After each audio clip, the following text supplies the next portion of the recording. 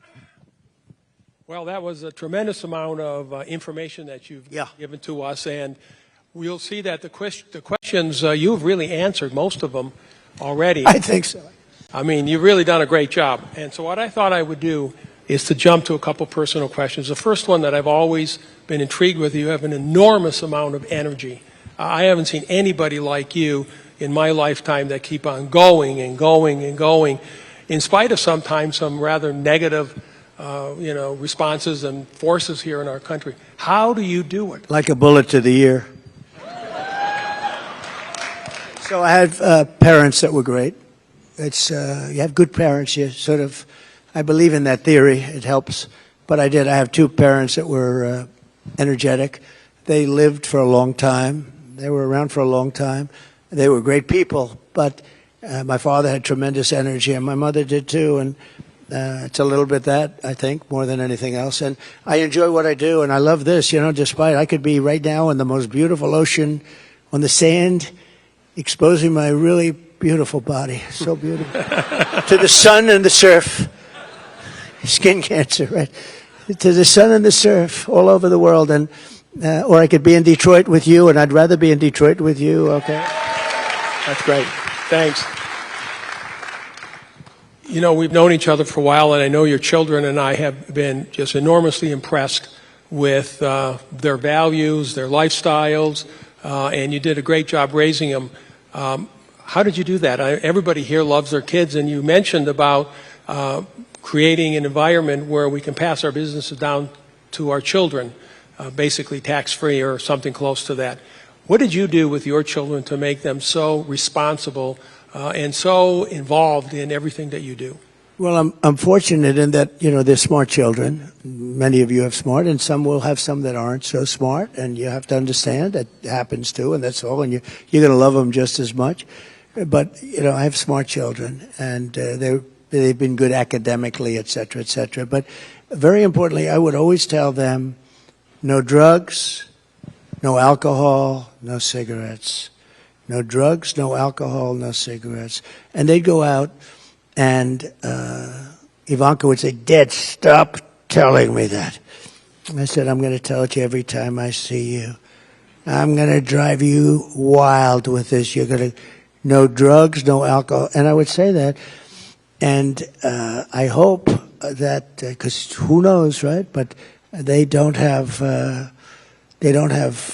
any of those problems. I mean, I've seen friends, very smart people, they have smart kids, but their kids get hooked on drugs or they get hooked on alcohol. Alcohol is in many ways, like they tell me, I don't know. I never had a glass of alcohol. I had a brother who was a wonderful guy, but he had an alcohol problem.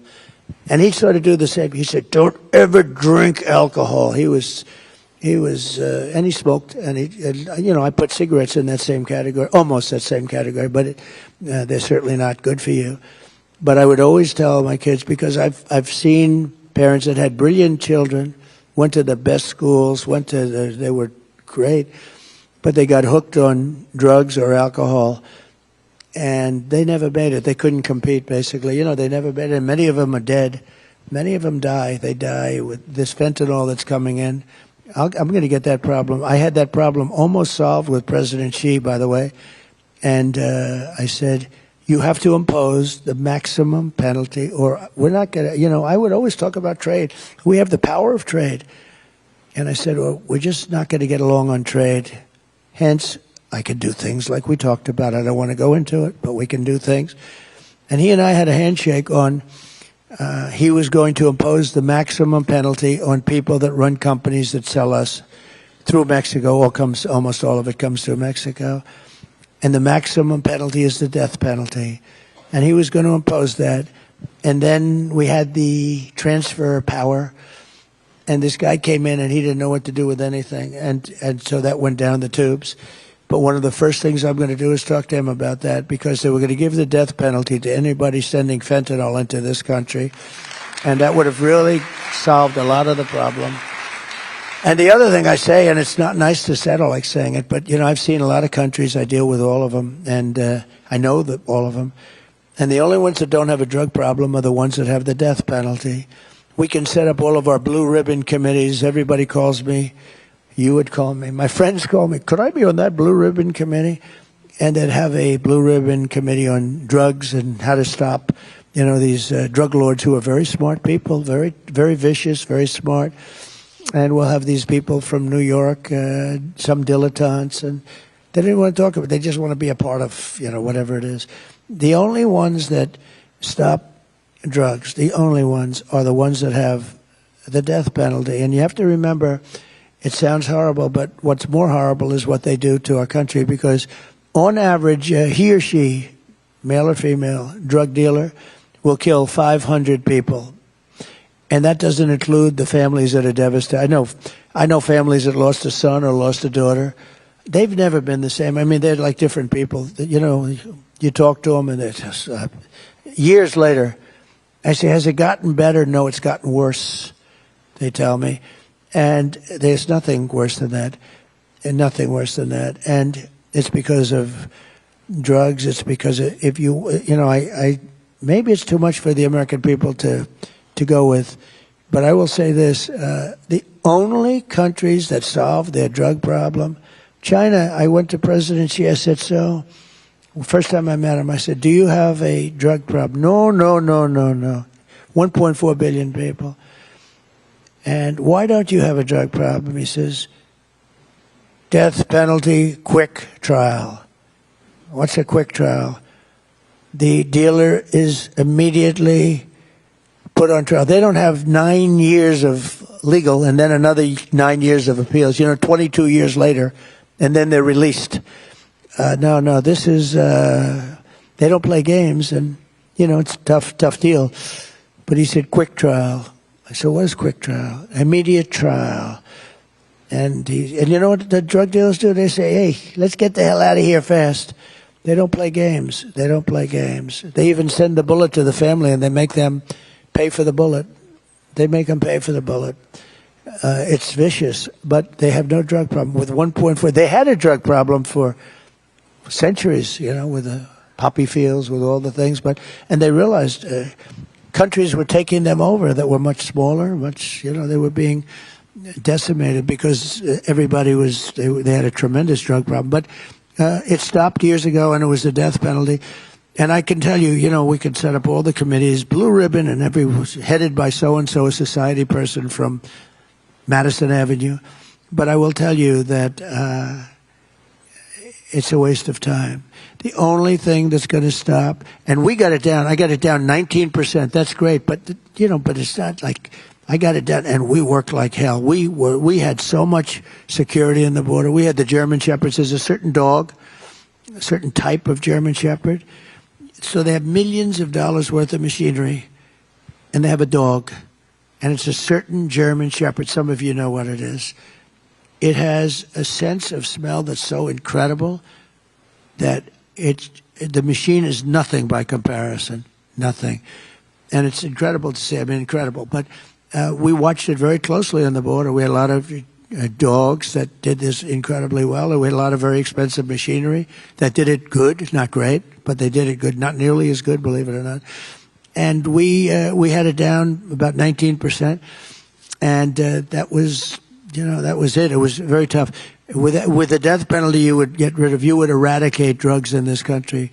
But and I talk about it a lot. I say that because maybe people have to get used to it because it sounds harsh. But when you think of it, if they do kill on average 500 people, everybody in this room knows a lot of people that they lost a child, or sometimes a father or mother, but they've lost a child to fentanyl, and that wouldn't have happened if we had the death penalty. But the country's going to have to tell us that they're ready for it, because it's a pretty big step. You mentioned the Abraham Accords and Israel. This community is one of the largest Arab communities in the United States here, Dearborn, Michigan, and we have a thriving and very, very large Jewish community.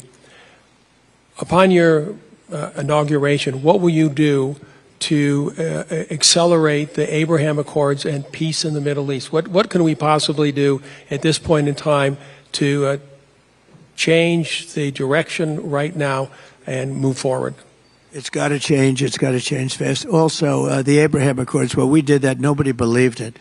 We had four very important countries early on, and we would have had all of them in. I even make the statement, I said it the other day, I even think we would have had Iran in, if you can believe it. I really believe that, because they were ready to make a deal. Biden lost an unbelievable opportunity, and now they're very rich, and I don't know, they view it perhaps differently, but, you know, I wouldn't necessarily say they're doing so good either. But I will tell you this, we have to have peace throughout the world, and if we don't have peace throughout the world, we're not smart people, because it doesn't make sense. You know, I've stopped a lot of wars from starting. I was very proud of that. People don't know, but there are countries that were going to war, and I stopped them using trade to stop them. I used trade. I threatened trade. I'd say, you're not going to do business with the United States if you do. There's countries that have been fighting for centuries, essentially, and stop, and then they go, kill a lot of people. Crazy, but I've stopped a lot of people. And but the Abraham Accords were very important, and you had really peace. You had the Arabs and the Jews getting along, and those are for the four countries. Now, it should have been many countries right now. It's still the same four. Think of it. When I left, we were going to sign people as fast as you can think, and they could have done the same thing. But they didn't have the talent. They didn't have the administration to do it. And they even agreed it was a good thing. It was a good thing. It was actually a great thing. If I were named Obama, I would have had the Nobel Prize given in 10 seconds. He got the Nobel Prize. He didn't even know what the hell he got it for. Remember, he got elected. Well, so did I. He got elected, and they announced he was getting the Nobel Prize. Remember, he said, "Oh, what did I do?" He didn't know what the hell he did. He got the Nobel Prize for doing nothing. For getting elected, but I got elected too. And, you know, if I think of that, we did something, the Abraham Accords, unprecedented. Nobody thought it was possible. And I'm not saying want or not. I'm just saying if it was anybody else, liberal, Democrat, they would have had it before the damn thing was even signed, you know. So there has to be fairness, and I don't care, but I'm not looking for it. I'm not politicking for it. I'm just saying that there's a lot of unfairness in this world, and I think when you do things, you should really be. You can have peace in the Middle East. You can get along. This was a start. This would have been so important if you could have had almost all of the countries, and maybe even Iran. I mean, Iran would be the outlier, but maybe even Iran at a certain point. I really believe I could have gotten them all, including Iran. And Iran, everybody would have been happy. You would have had peace in the Middle East. And you would have had the Arabs getting along with the Jews and the Jews getting along with everyone else. It would have been so beautiful. And they wasted this great opportunity. It's so sad. So we have time for one final question, and it's a DEC tradition. We have many young adults and students in the audience today, and so I want to end with this final question. What advice to your 25-year-old self would you give to the young people today, and especially the ones in this audience? Okay, so I met some people backstage who were young, and some really beautiful people, great people, smart as can be from colleges and schools. And I think what I'd do is I'd listen to the speech I made, and I'd say maybe, because they really would like to stay here. They grew up here. And I'd follow. And I will say this, if I implement, and I will be able to do it, I will. If we win the election, I would stay right here, and I would follow the gravy train, because you're going to have such a great opportunity right in the area that you want to be. You want to be here because your grandparents are here, and your parents are here, and people are there. They don't want to leave. They've been forced to leave this area because of politicians that didn't know what they were doing. I would say stay tuned for a little while. Let's see what happens in the election. This area will be thriving like probably almost no area in the country. I think this area will be one of the hottest areas in the country. And I think you can stay here. You'll get a great job because we're going to have a lot of opportunities right here in Michigan. And you want to stay here because of your parents. A lot of them really, they told me backstage, I'd love to stay here, but there's no real jobs here. And when you look at those horrible statistics with the auto workers and with the, you know, what's happening to the industry, you understand it. But if we win, I would stay here and you watch what's going to happen. You'll be happy. You'll be happier here than, and I think more successful here than any other place in the country, you will have the American dream. You know, we have to bring back the American dream. You don't even hear that statement anymore. And we have to have the American dream for our young people, and you'll have it right here in Michigan. Mr. President, thank you. I'm looking forward to all those auto plants that I'm going to be building back here in Michigan in the Midwest. It's okay. They all know anyways. Every time you're on TV or on the radio, somebody calls me up and said, oh, the president was talking about you again. Thank you so much. And that's the end of our program today. Thank you all for coming. Let's give the president a standing ovation. That's great. Thank you very much. I don't want to get him involved, but No. They all know. you should be proud of it. Yeah,